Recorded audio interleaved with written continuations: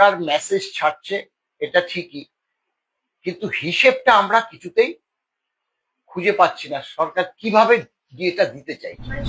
আমাদের কাছে খবর আছে, এই মুহূর্তে আমরা বলছি না, তারা এই ডিএটা কিভাবে দিলে পরে সরকারের লাভ হবে সেটা কারি কারি টাকা দিয়ে তৈরি করে নিয়েছে। সেটাই কিন্তু বলছি, যেখানে আমাদের 50%, সেখানে সরকার বকেয়া দেখাচ্ছে 25%, যেখানে 57%, সেখানেও 25%, যেখানে 51%, 25%, এবং সব থেকে বড় প্রশ্ন 54%, সেখানে 29% দেখাচ্ছে।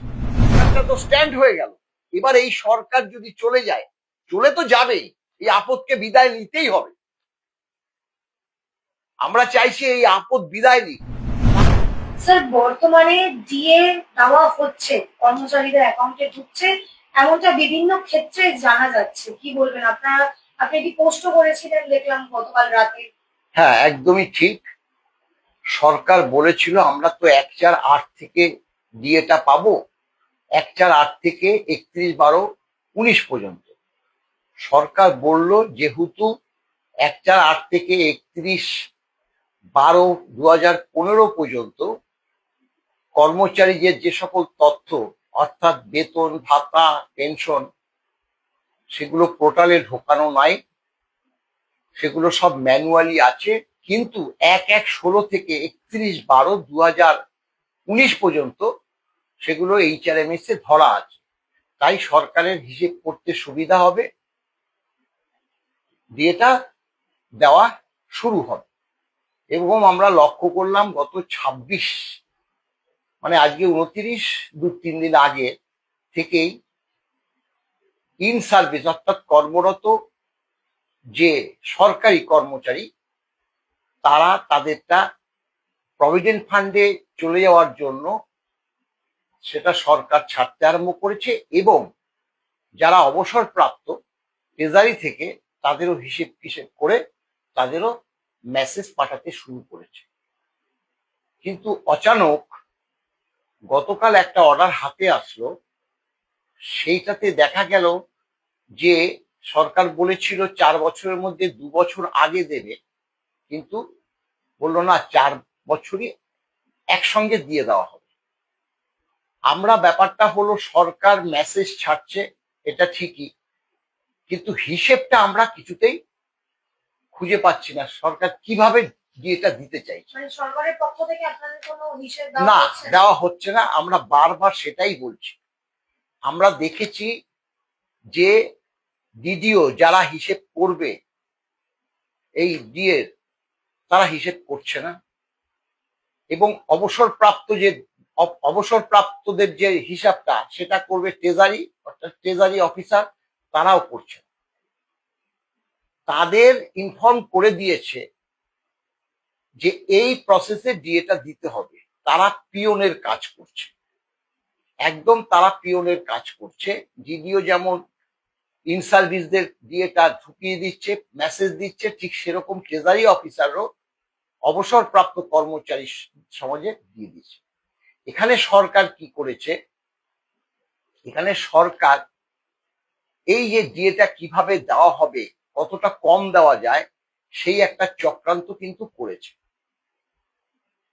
থার্ড পার্টি কোন একটা ফার্মকে, আমাদের কাছে খবর আছে, এই মুহূর্তে আমরা বলছি না, তারা এই ডিএটা কিভাবে দিলে পরে সরকারের লাভ হবে সেটা কারি কারি টাকা দিয়ে তৈরি করে নিয়েছে। সেটাই কিন্তু ডিডিও এবং এই যে ট্রেজারি অফিসার, তাদেরকে দিয়ে দিয়েছে। আমরা তো ছাড়বো না। আমরা দেখেছি যে HRMS এ প্রথম দিকে দেখা গিয়েছিল যেভাবে ডিএটা দিচ্ছে, আমরা 1/1/16-তে, আমরা এই 1/1/16-তেই ডিএ নিয়ে মামলা করেছিলাম। আমরা তথ্যটা তুলে দিয়েছিলাম 8 সাল থেকে, কিন্তু এই 1/1/16-তে দেখুন, আমরা তখন ডিএটা পাচ্ছিলাম 75%, আর 125% ছিল হচ্ছে all India consumer price index অনুসারে ডিএ, অর্থাৎ যেটা কেন্দ্রীয় সরকার এবং এই রাজ্যের কর্মরত যে দিল্লি চেন্নাইতে কাজ করছে তারাও পাচ্ছে, মানে 50% ডিএ আমরা কম পাচ্ছিলাম। সরকার সেখান থেকে আরম্ভ করেছে সেখানে সরকার বলছে যে 25% দিয়ে বাকি, এবং দিয়ে সবসময় পৌনঃপুনিক দিয়ে দেখা যায় যে জানুয়ারিতে পেলে ফেব্রুয়ারি, মার্চ, এপ্রিল, মে, জুন এই পর পর পাওয়া যাবে। সরকার 1/1/16, তারপরে 1/7/16, 1/1/17 এইভাবে ডিএটা দেখিয়েছে। যেখানে আমাদের, আমি বলছি, যেখানে আমাদের 50%, সেখানে সরকার বকেয়া দেখাচ্ছে 25%, যেখানে 57%, সেখানেও 25%, যেখানে 51%, 25%, এবং সব থেকে বড় প্রশ্ন 54%, সেখানে 29% দেখাচ্ছে, 115% দেখাচ্ছে। মানে ঘটনাটা হলো সরকার যেভাবে হিসাবটা করেছে, আমরা কিন্তু সেই হিসাবের মাথা মুন্ডু কিচ্ছু বুঝছি না। তাই আমরা ডিডিও কে বলেছি, আমরা ট্রেজারি অফিসারকে বলেছি, কিভাবে সরকারি কর্মচারী বা অবসরপ্রাপ্ত কর্মচারীদের ডিএটা আপনারা দিচ্ছেন, সেই কিন্তু যে নথি তাদের সবাইকে না হলে অন্তত তারা যে ফর্মুলায় ডিএটা দিয়েছেন সেটা কিন্তু প্রকাশ করতে হবে। ট্রেজারি অফিসারের বাইরে বাইরে নোটিশ বোর্ডে করতে হবে যে আমরা এইভাবে এত বেসিক থাকলে এইভাবে আমরা ডিএটা দিয়েছি, এবং ডিডিওদেরকেও বলছি তাদেরও দিতে হবে। একটা কনসালটেন্সি ফান্ডকে টাকা দিয়ে এই যে ডিএ পরিমাণ কি হবে সেটা করে, মানে এখন এত কম লাগছে ডিএটা দিতে, সেক্ষেত্রে একদম 4 বছরেরটাই একবারে দিতে চাইছে। তার কারণটা কি? আমরা তো 2 বছর দিয়েছিল, আমরা তো সেটা মানে সরকারকে কোনো বাধা দেয়নি। আমরা বলেছিলাম, আমরা এখনো বলছি যে আজ এই যে শিক্ষক, অশিক্ষক, বোর্ড, কর্পোরেশন, পঞ্চায়েত, আন্ডারটেকিং যারা এখনো ডিএর আওতায় আসেনি, মানে তাদেরকে যাতে ডিএটা দিয়ে দেওয়া হয়। সরকার বলেছে এদের হিসাব করতে দেরি হবে, তা আমরা বলছি হিসেব করতে দেরি হবে, আমরা মেনে নিচ্ছি, কিন্তু তাহলে তাদের লামসাম কিছুটা দিয়ে দেওয়া যায়। কারো যদি 10,000 টাকা, কারো যদি 20,000 টাকা এরকম হবে, তারা যদি সেই হিসেবটা দু একজনের কষে যে এই বেসিকে একজন শিক্ষকের এই এরিয়ারটা হতে পারে, তা সেই হিসেবে কম বেশি দিয়ে দিতে পারে, পরবর্তীকালে ফাইনাল হিসাব হলে তাদেরকে প্লাস মাইনাস করে দেবে। গ্যারান্টিড এইড কর্মচারীরা ডিএটা আমাদের সঙ্গে পেলে, তাতে আমাদের যদি 2 মাস পরেও পরবর্তী ডিএটা পাই, আমরা কিন্তু সেই স্বার্থটা ত্যাগ করতে রাজি আছি। আমরা চেয়েছিলাম যে সকলে যাতে ডিএটা পায়, কিন্তু সরকার একটা বিভেদ তৈরি করার জন্য এই গ্যারান্টিড এইড কর্মচারীদের ডিএ থেকে বঞ্চিত করলো।